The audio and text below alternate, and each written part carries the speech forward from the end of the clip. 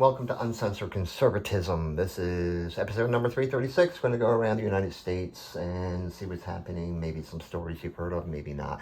And we're going to start east to west in the state of Maine, where a 10 to 12 foot great white shark has been seen near three popular beaches. A fisherman managed to get this drone footage of the shark as it looked for food. Swimmers are advised to use caution when in the water. Federal prosecutors are seeking the death penalty in Vermont for Milo Youngblood, who shot and killed a Border Patrol agent in that state in January. Youngblood is a member of a violent transgender cult called the Zizians, linked to six murders nationwide. I think Pennsylvania and California also. State police in Massachusetts are possibly considering a link between several murders and finding skeletal remains in both Massachusetts and Connecticut. Specifically, the online rumor mill believes it's the work of a serial killer, and the Massachusetts State Police says they're looking into everything. This is your future edition of Dateline. In Rhode Island, Senator Sheldon Whitehouse is a dick. Republican State Senator Ryan Fazio has announced that he will run for governor of Connecticut come 2026. Yes, there are Republicans in Connecticut, just like there are Democrats in Wyoming. A federal judge in New York has given his blessing to a new state law which would ban natural gas hookups for new construction starting in 2026. The law is designed to decrease the state's carbon emissions.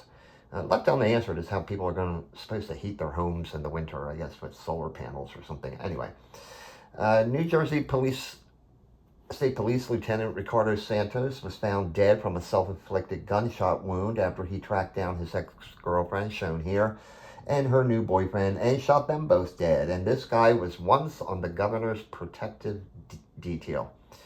Scary times. In Delaware, William called me Sarah McBride on the right. He's still a man. A wild horse on North Carolina's Outer Banks was struck and killed by a car. The 10-year-old horse, named Francisco, leaves behind 4 mares and 2 young colts because these wild male horses have a harem. And, I mean, Jesus Christ, look at his dick there. God damn. In the South Carolina courtroom, plaintiffs allege they went to the drive-thru of like Bojangles chicken joint and ordered a chicken supreme. To their surprise, the person in the window leaned out and shot a pistol several times into their car. It's not exactly Southern hospitality there. 2 more Republicans have jumped into the race to become Georgia's next lieutenant governor in 2026. They are State Senator Blake Tillery and State Representative David Clark. Burt Jones, the current lieutenant governor, is seeking the governor's title next year and has been endorsed by President Trump. All right, this is Pepper, a cat in Florida owned by a guy who studies viruses. He's a virologist. Being a good cat, Pepper brought the good doctor a captured shrew, and he decided to examine it. Much to his surprise, he discovered a new potentially deadly virus. So stay away from shrews in Florida. I think the cat also previously brought home a prize that had a rare virus in it that's not even supposed to be in the United States. Lawyers in Alabama are arguing that new anti-diversity, equity, and inclusion provisions of state law are a new form of quote-unquote racial segregation. Specifically, they are requesting that the University of Alabama reestablish safe spaces for blacks and gay people. In other words, they want segregation. A hiker in a state park in Tennessee was killed when a timber rattlesnake bit him on the hand. Apparently the hiker attempted to pick up the snake because they don't exactly jump up into people's hands. That was a hard lesson to learn for that hiker. Former Ohio Senator Sherrod Brown is supposedly mulling over a campaign to get back into the Senate. Surprising many Democrats in that state because they thought he was going to sink the governor's mansion instead. So now they have to reconsider everything. Poor Democrats in Ohio can't get the crap together. And Indiana, you're just back to being fucking boring. I'm sorry. Kentucky officials are investigating how almost 2,000 fraudulent driver's licenses were issued. They were apparently issued to illegal immigrants for $200 a pop.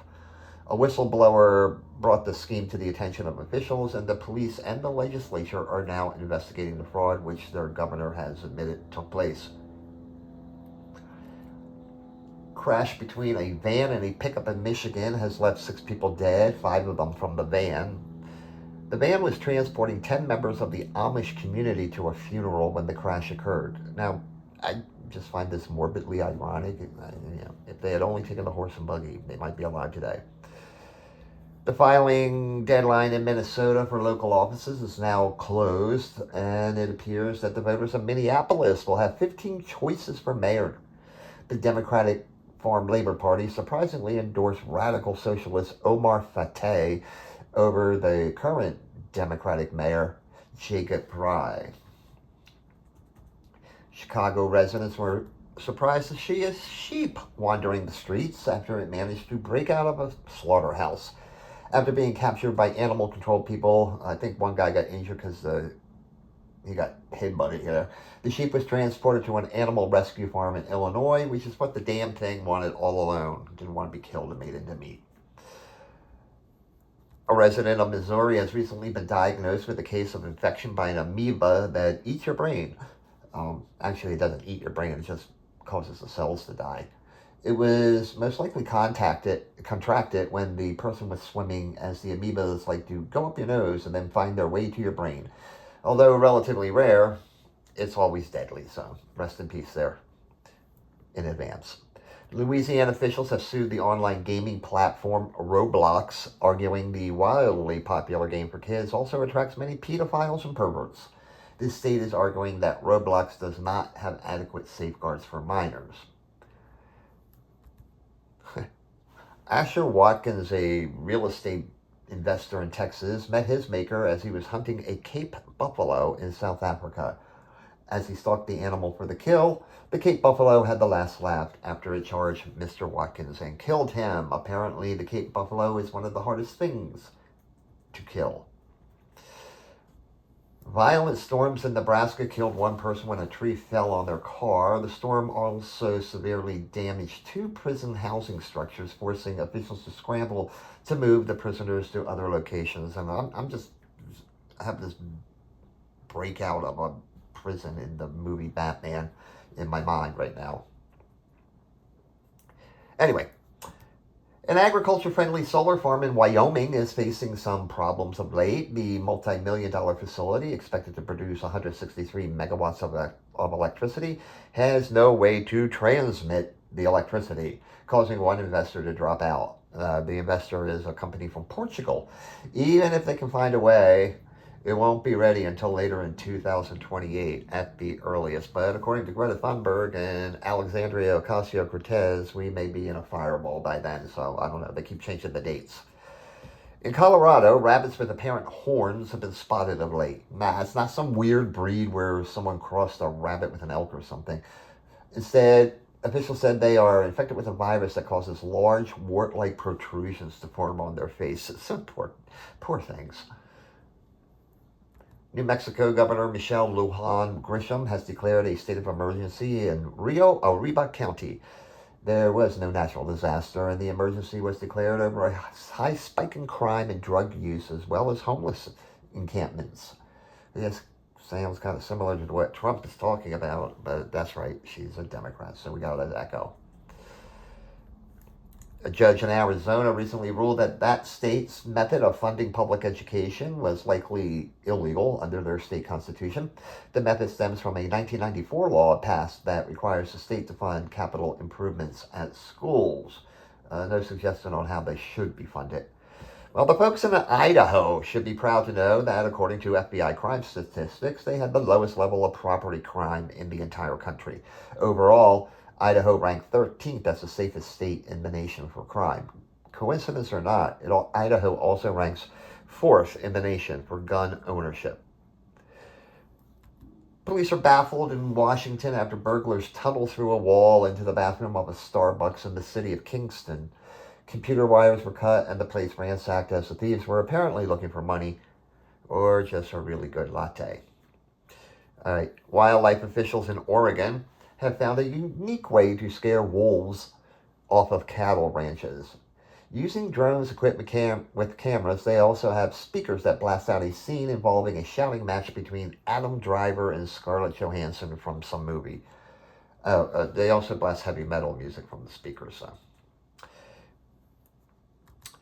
So. Thieves in California made off with over $7,000 worth of Labubu dolls. First introduced a decade ago by a Hong Kong artist, they have become collectible items of late as the toothy little monsters have become quite popular. Now, this is Nathaniel Erfurth, a teacher and former teacher union leader in Alaska. A jury recently found him guilty of sexual abuse of a minor, a student of his at one time. According to testimony, the abuse occurred over a 2-year period after he exploited a parental problem. He now faces up to 15 years in jail in Alaska, and maybe he should just go there, pervert.